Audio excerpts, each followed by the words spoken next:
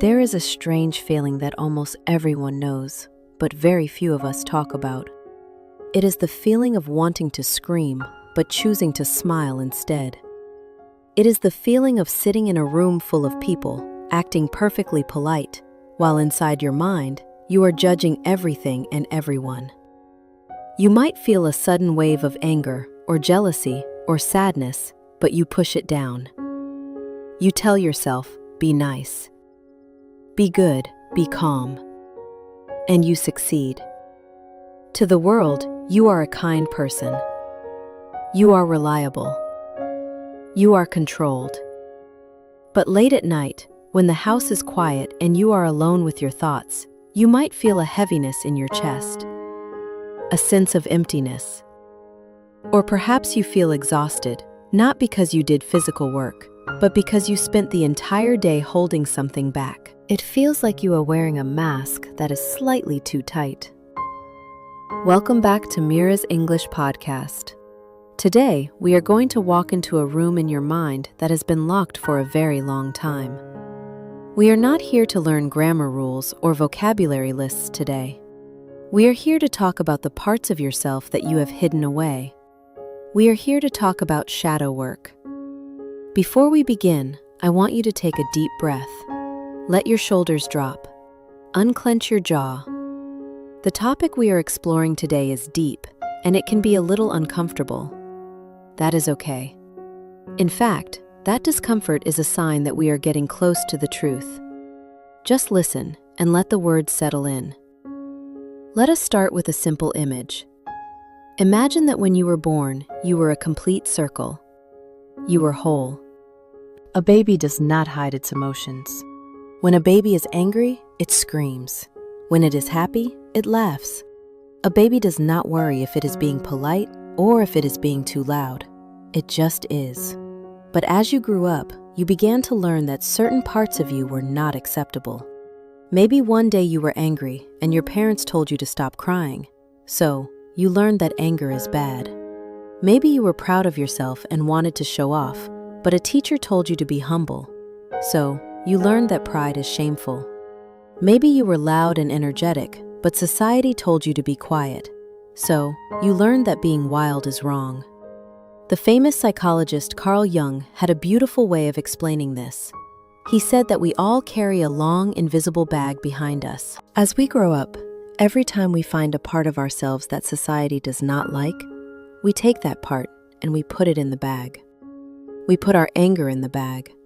We put our selfishness in the bag. We put our jealousy, our greed, and our laziness in the bag. We seal the bag tight and we drag it behind us. By the time we are 20 years old, that bag is very heavy. But we do not look at it. We spend all our energy trying to show the world only the bright, clean, and polite version of ourselves.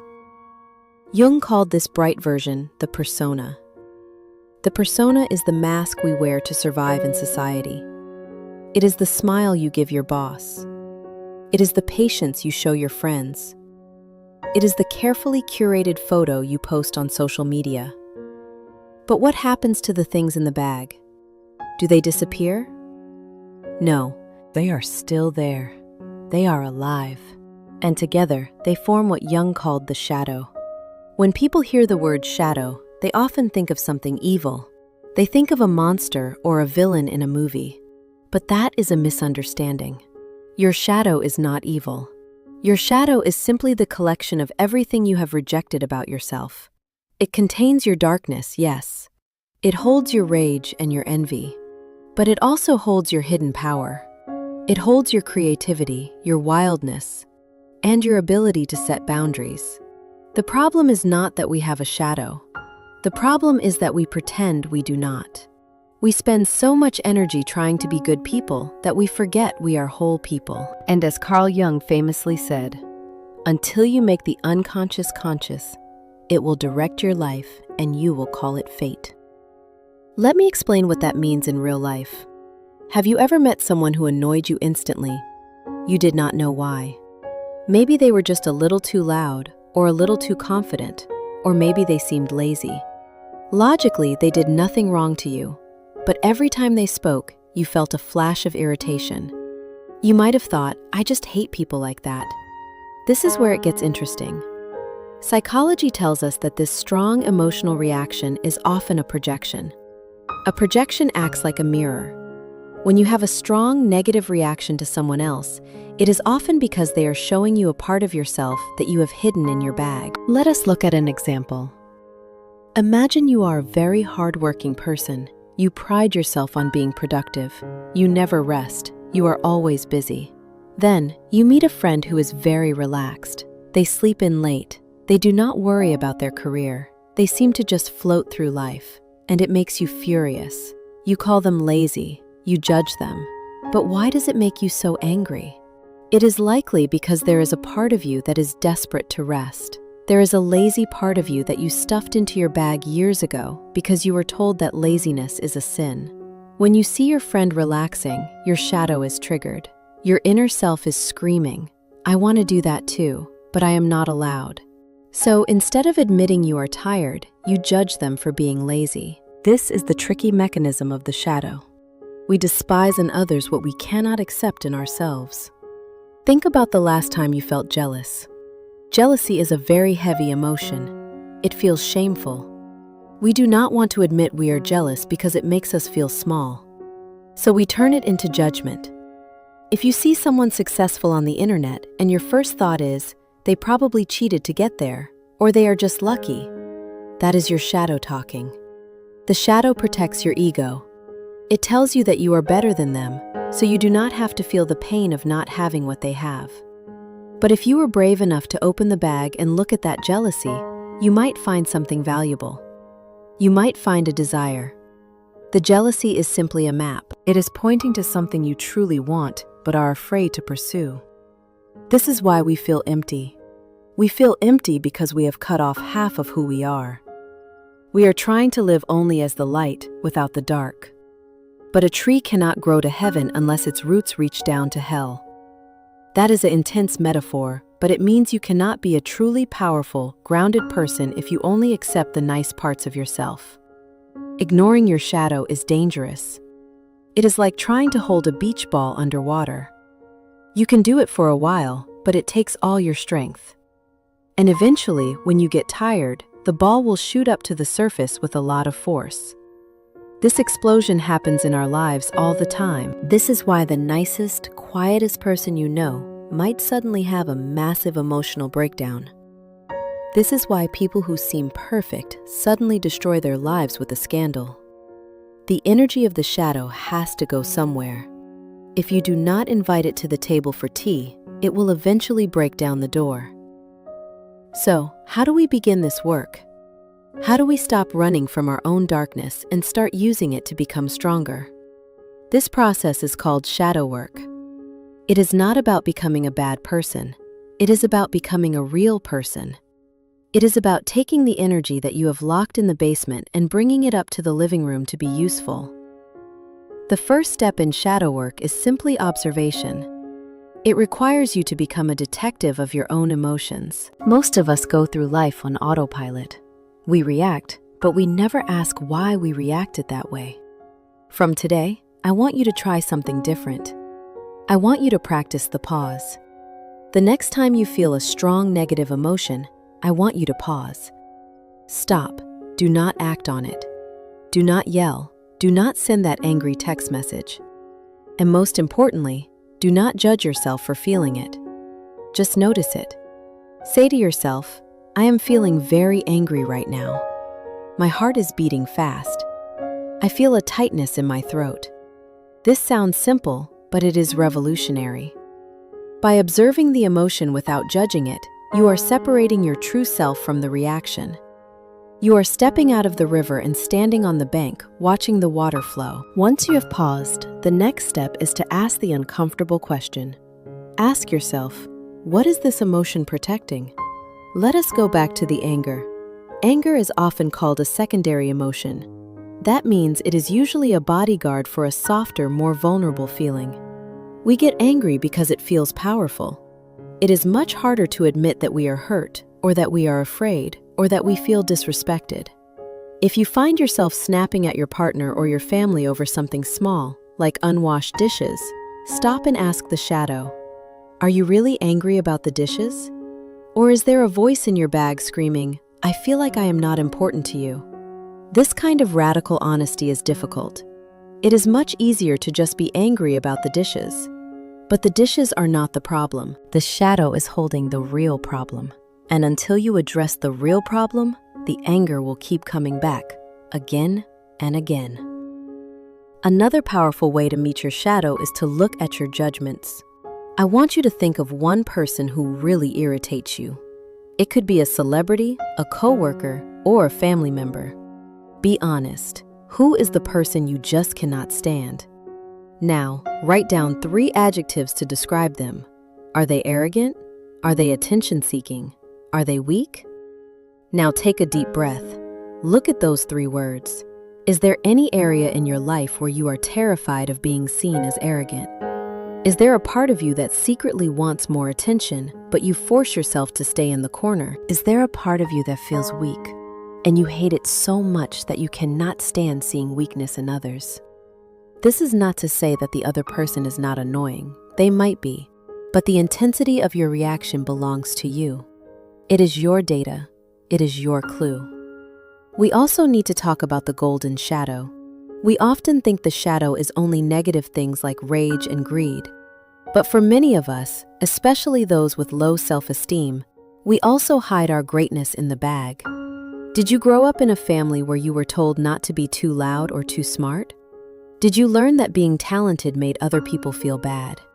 If so, you might have put your talent, your leadership, and your brilliance into the shadow bag. If you find yourself obsessively admiring someone else, placing them on a pedestal, thinking they are a god or a genius, that is also a projection. You are projecting your own golden potential onto them.